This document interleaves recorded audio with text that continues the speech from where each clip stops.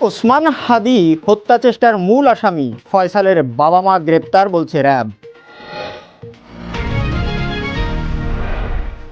শরিকদের নিয়ে নতুন চিন্তা বিএনপির।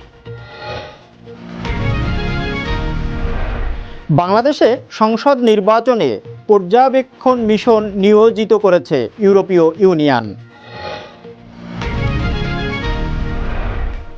এয়ারপোর্টে বিদায় দিতে ভিড় না করার অনুরোধ তারেক রহমানের।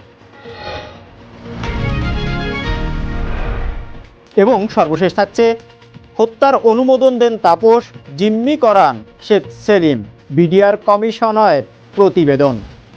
16 বছর পর বেরিয়ে এলো পিলখানা হত্যাকাণ্ডের সেই হাড় হিম করা সত্য। এতদিন যা ছিল কেবল সন্দেহ, আজ তা সরাসরি দলিলে প্রমাণিত। পিলখানায় 57 জন চৌকস সেনা অফিসারকে হত্যার জন্য অনুমোদন দিয়েছিলেন খোদ ব্যারিস্টার ফজলে নূর তাপস। বিশ্বাস হচ্ছে না? শুধু তাই নয়, জিম্মি করার জন্য শেখ হাসিনার গ্রিন সিগন্যাল বিদ্রোহীদের কাছে পৌঁছে দিয়েছিলেন শেখ সেলিম। জাতীয় স্বাধীন তদন্ত কমিশনের বিস্ফোরক রিপোর্টে তাপসের বিরুদ্ধে 16টি এবং শেখ সেলিমের বিরুদ্ধে 7টি ভয়াবহ অভিযোগ আনা হয়েছে। কিভাবে অ্যাম্বুলেন্সে করে খুনিদের পালিয়ে যেতে সাহায্য করেছিলেন তাপস? কেন ডিজিএফআই এর রেকর্ড করা ফোন কল গায়েব করার চেষ্টা করা হয়েছিল? আর পিলখানার সেই মাস্টারমাইন্ড কে, যাকে স্বরাষ্ট্রমন্ত্রী করার প্রস্তাব ছিল? ইতিহাসের সবচেয়ে কলঙ্কিত এই অধ্যায়ের পর্দার আড়ালের সেই সব কুশীলবদের নাম জানতে এবং ডক্টর ইউনূসের কাছে জমা পড়া এই গোপন রিপোর্টের চাঞ্চল্যকর সব তথ্য দেখতে ভিডিওটি শেষ পর্যন্ত দেখুন। সত্য আপনার ভাবনার চেয়েও বেশি ভয়ঙ্কর।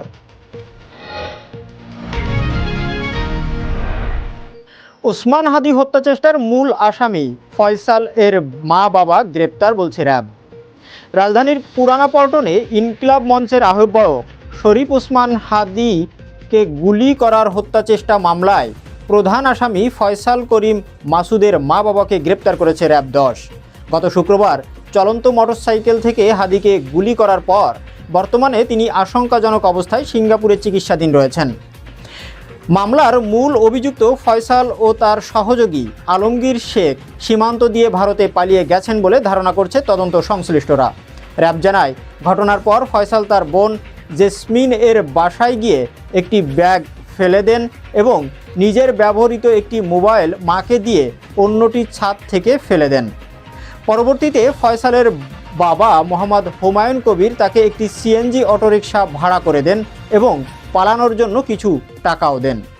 ছেলের পালিয়ে যাওয়ার প্রত্যক্ষ সহযোগিতা করার অভিযোগে দক্ষিণ কেরানীগঞ্জের হাসনাবাদ হাউজিং থেকে হুমায়ুন কবির ও হাসি বেগমকে গ্রেপ্তার করা হয়। প্রাথমিক জিজ্ঞাসাবাদে জানা গেছে, গ্রেপ্তার হওয়া দম্পতি জুরাইন থেকে নতুন সিম কিনে আত্মগোপনে যাওয়ার চেষ্টা করছিলেন। নিষিদ্ধ সংগঠন ছাত্রলীগের সাবেক নেতা ফয়সালের পালিয়ে যাওয়ার পিছনে এই দম্পতি সরাসরি ভূমিকা রয়েছে বলে নিশ্চিত করেছে র্যাব।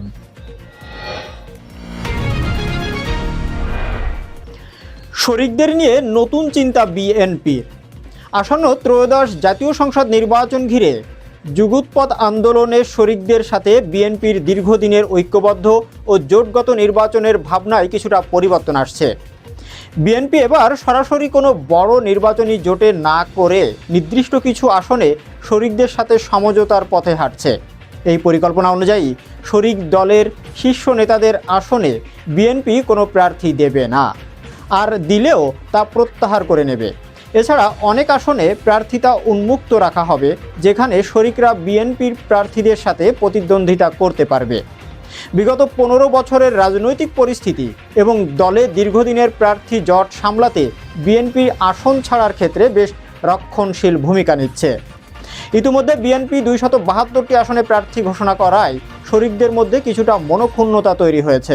তবে ঐক্য ধরে রাখতে 17 ও 18 ডিসেম্বরের মধ্যে গণতন্ত্র মঞ্চ ও অন্যান্য শরিকদের সাথে চূড়ান্ত আলোচনার সিদ্ধান্ত রয়েছে। মাহমুদুর রহমান মান্না এর মতো নেতারা কম আসন পাওয়ায় আশঙ্কার প্রয়োজনে নিজেদের মতো নির্বাচনের ইঙ্গিত করেছেন।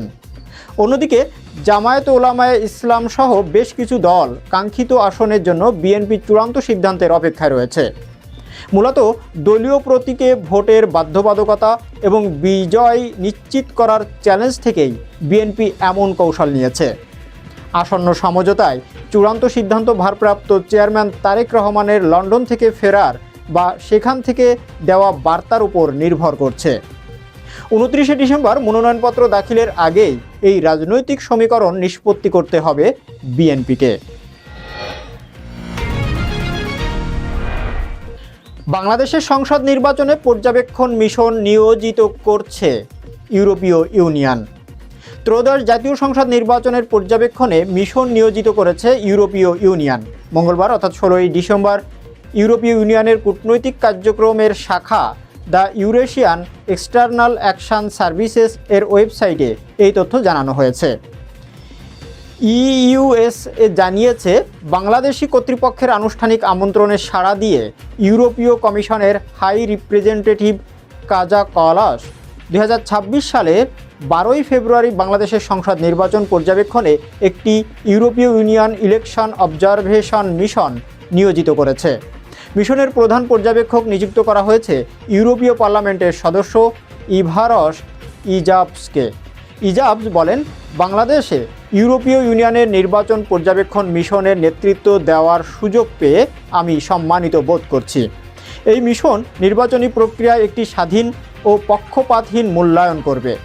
এই মিশন বাংলাদেশের জনগণ এবং শক্তিশালী গণতান্ত্রিক প্রতিষ্ঠানগুলো আইনের শাসন ও মানবাধিকারের প্রতি তাদের আকাঙ্ক্ষার প্রতি ইউরোপীয় ইউনিয়নের সমর্থনের একটি বাস্তব দৃষ্টান্ত হবে।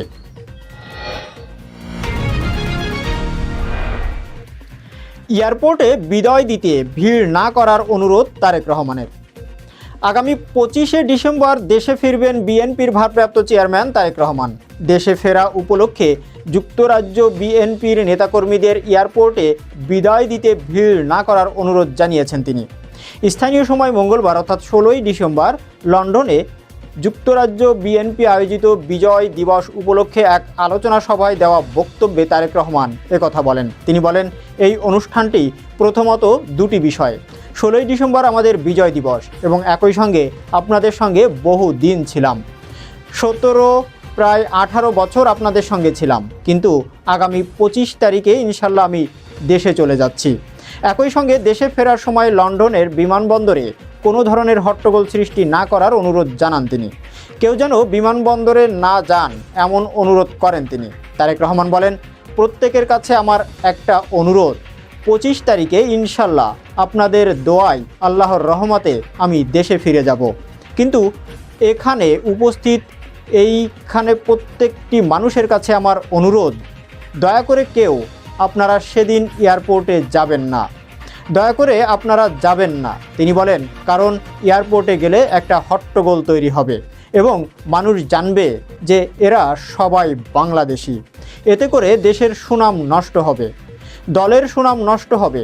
তিনি আরও বলেন, যারা সেদিন এয়ারপোর্টে যাবেন না, আমার আজকের এই অনুরোধ যারা রাখবেন, আমি ধরে নেব তারা দল এবং সর্বোপরি দেশের স্বার্থে সম্মানের প্রতি মর্যাদা রাখবেন। আর আমার নিষেধ করার পরও যারা যাবেন, আমি ধরে নেব বা বাধ্য হব ধরে নিতে তারা ব্যক্তিগত স্বার্থের জন্য সেখানে গিয়েছেন। হত্যার অনুমোদন দেন তাপস, জিম্মি করান শেখ সেলিম, বিডিআর কমিশনার প্রতিবেদন। 2009 সালের 25 এবং 26শে ফেব্রুয়ারি পিলখানায় বিডিআর সদর দপ্তরে সংগঠিত বর্বরোচিত হত্যাকাণ্ডের 16 বছর পর অন্তর্বর্তীকালীন সরকারের গঠিত জাতীয় স্বাধীন তদন্ত কমিশন এক বিস্ফোরক প্রতিবেদন দাখিল করেছে। ওই প্রতিবেদনে ঢাকা দক্ষিণ সিটি কর্পোরেশনের সাবেক মেয়র ব্যারিস্টার ফজলে নূর তাপসকে হত্যাকাণ্ডের মূল মাস্টারমাইন্ড এবং অনুমোদনকারী হিসাবে চিহ্নিত করা হয়েছে। তাপসের বিরুদ্ধে ষড়যন্ত্র, হত্যার অনুমোদন, আলামত ধ্বংস এবং সামরিক অভিযানে বাধাসহ মোট 14টি গুরুতর অভিযোগ আনা হয়েছে। প্রতিবেদনে বলা হয়েছে, বিডিআর সদস্যদের একটি দল ঘটনার আগে নিয়মিত তার চেম্বারে বৈঠক করত এবং তিনি তোরাব আলীর মাধ্যমে মাইকিং করে হত্যাকারীদের পালিয়ে যেতে সহায়তা করেছিলেন। অন্যদিকে আওয়ামী লীগ নেতা শেখ ফজলুল করিম সেলিম এর বিরুদ্ধে 7টি অভিযোগ আনা হয়েছে, যার মধ্যে অন্যতম হল সেনা অফিসারদের জিম্মি করতে প্রধানমন্ত্রীর তথাকথিত গ্রিন সিগন্যাল বিদ্রোহীদের কাছে পৌঁছে দেওয়া। কমিশন জানিয়েছে, ঘটনার দিন নানক ও মির্জা আজম রাজনৈতিক সমাধানের নাটক করে সামরিক অভিযান বিলম্বিত করেন, যার সুযোগে অ্যাম্বুলেন্সে করে ছদ্মবেশে ঘাতকরা পালিয়ে যায়। সাবেক ব্রিগেডিয়ার জেনারেল মোহাম্মদ হাসান নাসিরও নিশ্চিত করেছে যে শেখ হাসিনার নির্দেশে এই নেতারা তদন্ত কমিশনে জবানবন্দি দেননি এবং সামরিক বাহিনীকে পিছিয়ে যেতে বাধ্য করেছিলেন। প্রতিবেদনে আরও উঠে এসেছে যে ডিজিআইএফ এর রেকর্ড করা ফোন কল অনুযায়ী তাপসের নির্দেশে বহিরাগত যুবলীগ কর্মীরা মিছিলে অংশ নিয়ে পিলখানায় প্রবেশ করেছিল। সামগ্রিকভাবে এই তদন্ত প্রতিবেদনটি পিলখানার ট্র্যাজেডিকে একটি সুপরিকল্পিত রাজনৈতিক ষড়যন্ত্র হিসাবে চিত্রায়িত করেছে, যেখানে আওয়ামী লীগের শীর্ষ নেতৃত্বের সরাসরি সম্পৃক্ততার প্রমাণ মিলেছে। এই চাঞ্চল্যকর তথ্যের ভিত্তিতে এখন নতুন করে বিচারিক প্রক্রিয়ার দাবি জোরালো হচ্ছে। এতক্ষণ নিউজ আপের সঙ্গে থাকার জন্য ধন্যবাদ। পরবর্তী ভিডিও ও তথ্য নিয়ে আবারও আপনাদের সঙ্গে দেখা হচ্ছে। ততক্ষণ পর্যন্ত ভালো থাকবেন, সুস্থ থাকবেন। আল্লাহ হাফিজ।